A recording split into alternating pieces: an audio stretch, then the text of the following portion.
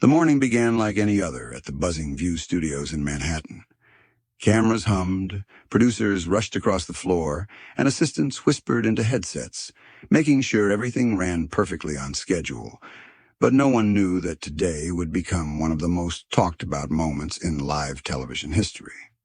Before we dive into this incredible story, make sure you hit that subscribe button and let me know in the comments what you think really caused Sylvester Stallone to completely lose it on live television. Sylvester Stallone, the Hollywood icon whose name had defined toughness for nearly half a century, had arrived early. He was calm, collected, the picture of professionalism. His deep, gravelly voice echoed softly as he chatted with a stylist. "Yeah, should be good. Always happy to talk about the work," he murmured, glancing at his reflection in the mirror. Assistants hovered around him, brushing a touch of powder on his face and smoothing out his jacket. Everyone expected an easy interview, a pleasant chat about his latest movie, his enduring career, and maybe a few laughs, nothing out of the ordinary. But behind the scenes, something felt different. Whispers moved through the studio halls. There was a tension in the air, the kind that prickled just beneath the surface. Joy Behar, one of the show's most outspoken hosts, had been unusually fired up during the pre-show meeting. Her energy wasn't the usual quick wit and banter. It had an edge. "I've got some real questions for Rocky today," she had said with a sly grin that made even her co-hosts uneasy. "It's time someone asked the tough stuff instead of just letting these guys coast on their old movies." The room had fallen quiet for a moment. Nobody was quite sure if she was joking. The producers, assuming it was just Joy being Joy, brushed it off. But the tone was set. The stage was being prepared for a conversation that would soon spiral into chaos, a verbal boxing match that no one could have scripted. Back in the makeup chair, Stallone remained unaware of the brewing storm. At 70-something, the man still had the broad shoulders and calm intensity that made him famous. His mind was on his movie, not controversy. He wasn't expecting a fight. When showtime arrived, the audience filled the studio with applause. The familiar View theme music played, cameras zoomed in, and the hosts took their seats around the glossy table. Smiles all around, at least for the moment. "Welcome back to The View," Joy Behar announced, her trademark smile perfectly in place. "We're here with the one and only Sylvester Stallone, star of Rocky, Rambo, and so many unforgettable films that have entertained audiences for decades. Sly, welcome to the show." "Thanks for having me, Joy," Stallone replied warmly. "Great to be here with all you ladies." His tone was friendly, relaxed, a seasoned pro doing what he'd done hundreds of times before. "So let's talk about your new project," Joy began, flipping through her notes with a peculiar sharpness. Her smile stayed on, but there was something in her voice, something colder than the audience was used to. "You're still making action movies at your age," she said suddenly. "Don't you think it's time to maybe step aside and let younger actors take over these roles?" The question landed like a punch in the gut. The room stiffened.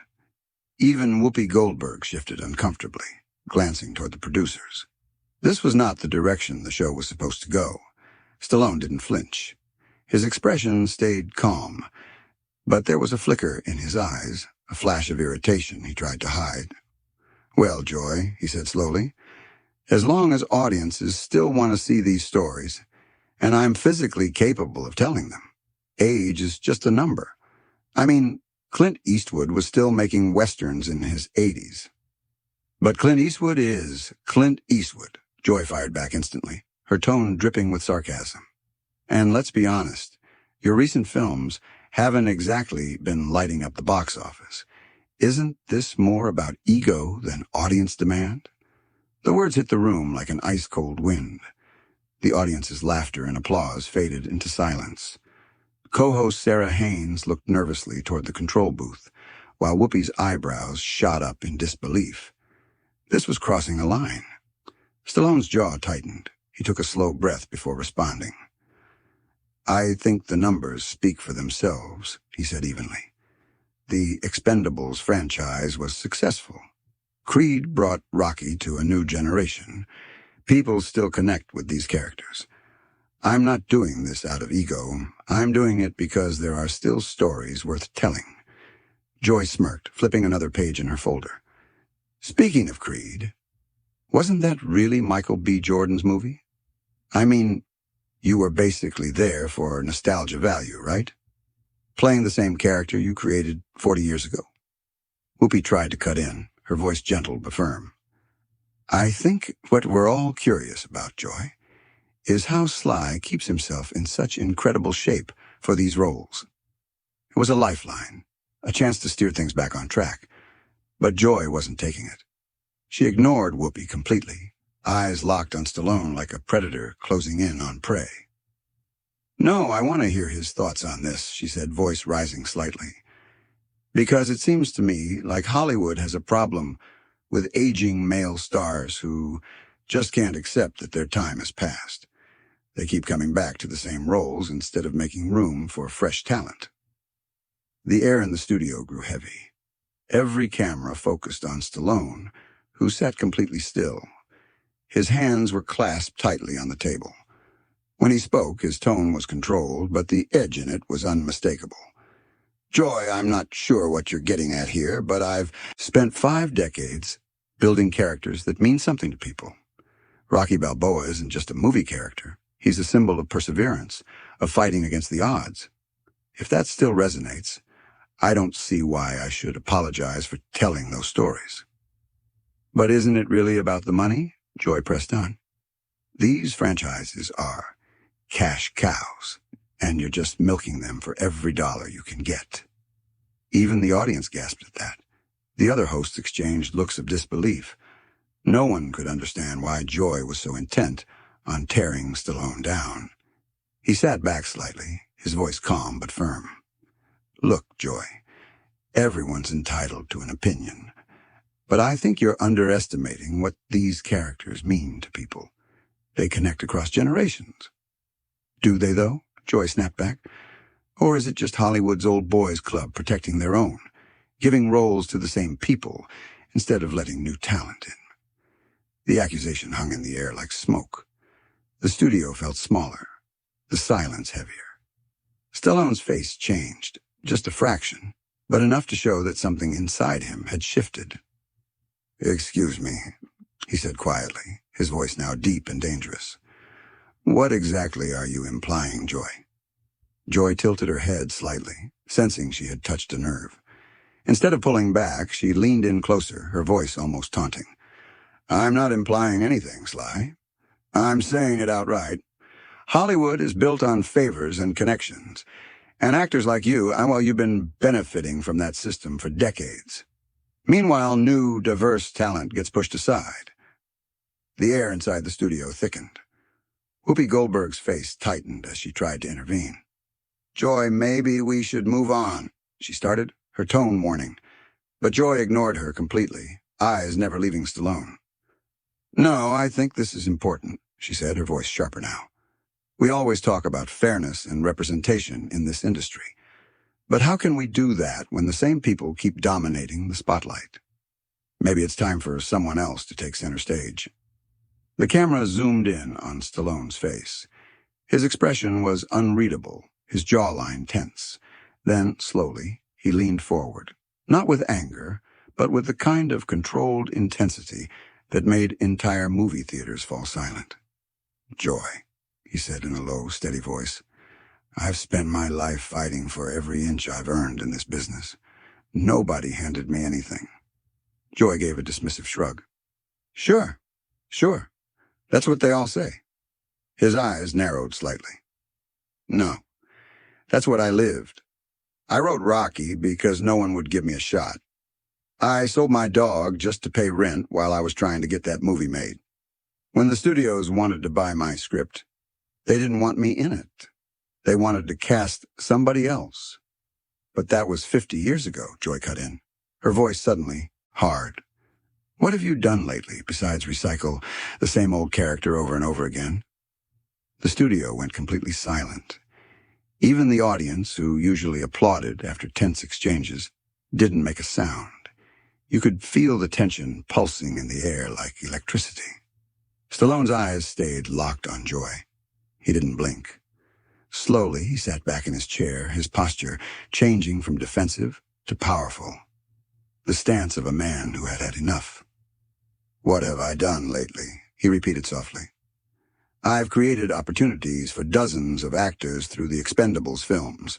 I've mentored young directors, supported first-time writers. I've given people chances that no one else would." Joy laughed, short, sharp, and cold. "All starring you, of course. How convenient that all these opportunities still revolve around keeping Sylvester Stallone front and center." That was it, the breaking point. You could see it, the exact moment the decades of discipline and restraint cracked. Stallone's voice, when he spoke again, was quiet but filled with power. "You know what, Joy? I've been polite long enough. You've turned what was supposed to be a professional interview into a personal attack." Joy blinked, surprised by his tone. "I don't have a personal problem with you," she said quickly. "I'm just asking the hard questions." "No," Stallone said, shaking his head. "You're not asking questions. You're making accusations. You're trying to paint me as some greedy has-been who's standing in the way of progress. And you're doing it with this smug attitude, like you're the judge of who deserves to work in Hollywood." Joy tried to keep her composure. "I think you're being a little oversensitive," she said with a tight smile. "I'm simply pointing out that Hollywood has a diversity issue. Maybe actors from your generation should step back to make space for new voices." That word, oversensitive, hit Stallone like a slap. His voice rose slightly, his calm breaking apart. "Oversensitive?" he repeated, incredulous. "Let me tell you something about being oversensitive, Joy. Oversensitive is when a guest comes on your show expecting a normal conversation and instead gets ambushed on live television." Joy opened her mouth, but he didn't let her speak. "For 15 minutes, you've been trying to tear me down, calling me old, irrelevant, greedy, and out of touch. And now you want to pretend it's just constructive criticism." Joy's tone wavered. "No, don't interrupt me," Stallone snapped, his voice booming now. "You had your turn. You wanted a reaction? You got one." The studio audience froze. Some of them looked around nervously, unsure whether they should be clapping, gasping, or just holding their breath. The tension was unbearable. "You want to talk about taking opportunities from others?" Stallone continued, his voice filled with fury and conviction. "What about the opportunity you just ruined for your audience to actually learn something meaningful about filmmaking, about storytelling, about what it takes to create something that lasts? Needs?" Joy tried to interject again. "Sly, I think you need to calm down." "Calm down?" Stallone's laugh was sharp, bitter. "You spend 20 minutes trying to humiliate me in front of millions of viewers, and you tell me to calm down. Who do you think you are?" The other hosts were silent now. Sarah Haynes had her hands clasped tightly, looking like she wanted to disappear. Alyssa Farah Griffin stared down at her notes, while Whoopi's eyes darted toward the control room, probably waiting for someone to cut to commercial. But the cameras were still rolling. "I've been Rocky Balboa for 50 years, Stallone said, his voice steady but booming with emotion. "Do you know what that means? It means 50 years of rejection. 50 years of people telling me I wasn't good enough, wasn't smart enough, didn't belong. 50 years of proving them wrong." Joy's face had gone pale, but Stallone wasn't done. He pointed directly toward her. "And now, after all that, you sit there, comfortable, safe, smug, and tell me my time is up? You tell me I should step aside? You have no idea what it takes to survive in this business." Joy tried to recover. "That's not what I said." "It's exactly what you said," Stallone snapped. "You questioned my right to make movies. You questioned my motives. You made it sound like I'm taking something that doesn't belong to me." But I earned every bit of it. Every scar, every hit, every setback. Nobody gave me anything. The audience was completely still. Even the faint hum of the studio lights seemed louder than usual. The moment was raw, unfiltered, the kind of live television that gets replayed for decades. Stallone's voice softened for a moment, but the intensity didn't fade. You think I don't know what it's like to be counted out? To be told I'm not the right fit? I was that guy once, and I fought for every opportunity I got. Joy tried to speak again, but her confidence was gone. I didn't mean... Yes, you did, Stallone interrupted. You meant every word. You just didn't expect me to answer back. Whoopi finally leaned forward, whispering something into her mic, likely a desperate cue to cut to break, but it was too late. The moment had already gone viral in real time. Stallone leaned forward again, his stare unwavering.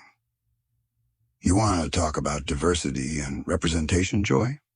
Fine. Let's talk about it honestly. His voice was quieter now, but every syllable carried weight. The studio was so silent that even the faint buzz of the camera seemed loud. When I wrote Rockies, I wasn't a star. I wasn't some Hollywood insider. I was a broke kid from Philadelphia who couldn't even get a call back. I had nothing. The studios wanted to buy my script, but they didn't want me. They said I wasn't handsome enough, not marketable enough. But I fought for that role because I believed in it. I believed in showing that an underdog could rise up, that a nobody could matter. His tone deepened, each word dripping with conviction. That story wasn't about privilege. It was about grit. It was about someone the world counted out, getting up again and again, no matter how many times he got hit. That's what people connected with. That's why they still care. Joy, visibly shaken, tried to interrupt. But that was then, Sly. No, Stallone shot back, louder now. That's now. Every day there's someone out there fighting to be seen, fighting to be heard, fighting to survive. That story never stops being relevant. Joy's hands fidgeted with the papers in front of her. I just think Hollywood needs to... You think? Stallone interrupted again, leaning in closer. You think you know what this industry needs because you sit behind a desk and talk about it for an hour every morning. You have no idea what it takes to actually create something, to build a story from nothing, to have doors slammed in your face and still keep going. Whoopi's eyes widened slightly. She wasn't used to seeing Stallone like this, raw, unguarded, and angry. But it wasn't blind anger. It was righteous. It was decades of swallowing criticism, now finally erupting in front of millions. I've spent 50 years proving myself, Stallone continued, his voice echoing off the studio walls. And you know what? I'll still be proving myself tomorrow, because no matter what anyone says, I'm still that same guy from South Philly, the one who refused to stay down. The audience was completely silent. You could feel the emotion radiating through the room. Even the camera operators looked stunned, unsure whether to zoom in or keep their distance. Joy took a shaky breath. Sly, I wasn't attacking you personally. He laughed, but there was no humor in it. Really? You've spent the last 20 minutes questioning my career, my motives, my relevance, and you're telling me it's not personal? She opened her mouth, but the words caught in her throat. The balance of power in the room had shifted completely. Stallone was no longer the guest being interviewed. He was the force controlling the conversation. You call this journalism? He asked, gesturing toward her. This isn't an interview. It's an ambush disguised as social commentary. And you do it because it makes headlines, because it gets clicks, because controversy sells. Whoopi's eyes darted toward the floor producer, clearly signaling for help. But the control room wasn't cutting away. They knew what they were capturing was television gold. Raw, unpredictable, and utterly magnetic. Joy tried again, but her confidence was fading fast. I think you're twisting my words. No, I think you're twisting mine, Stallone shot back. You wanted to make a point, and you decided to use me to do it. But here's the truth, Joy. Success doesn't mean selling out. It doesn't mean you forget where you came from. I worked for everything I have. He paused, then leaned slightly closer, lowering his tone. You talk about making room for others. I've spent years mentoring young actors, funding independent films, producing new talent. I've used my platform to help people break in. People who didn't have a name, people who didn't have connections. I've given more chances than you've ever acknowledged. Joy's voice trembled as she tried to regain control. Then why not step aside and let them lead? Isn't that the natural order of things? Step aside? Stallone repeated, almost laughing. You don't retire passion, Joy. You don't turn off creativity like a light switch. I don't keep working because I have to. I do it because I love it. Because there's still fire in me. Because I still have something to say. The audience broke into hesitant applause. Soft at first, then growing louder. It was clear where the sympathy in the room now lay. Joy forced a tight smile, but her eyes betrayed her frustration. Look, Sly, she said, her voice tightening. Maybe this is just what happens when people get older. They get a little sensitive. Maybe you just can't handle criticism like you used to. The moment froze. Time seemed to stop. The other hosts shifted in their seats, visibly recoiling. Even the crew behind the cameras exchanged looks of disbelief. Everyone knew Joy had just gone too far. Stallone's expression hardened. His face was calm, but his eyes burned. Did you just call me old and weak on national television? He asked quietly, the tone in his voice cutting through the silence like a blade. Joy gave a weak laugh. I'm just saying maybe you're taking things too personally. That was it. The dam burst. Stallone slammed his hands on the table, the sound echoing through the studio like thunder. The audience gasped audibly. Constructive criticism, he roared. You think this is constructive? You've been disrespectful, condescending, and insulting from the moment this interview started. Joy's face froze in shock as Stallone stood, towering over the table. His presence was overwhelming.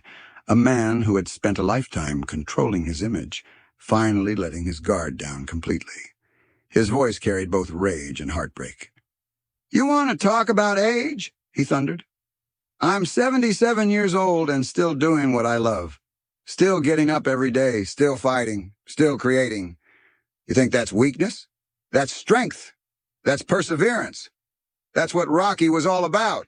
The crowd erupted into applause, but Stallone didn't pause.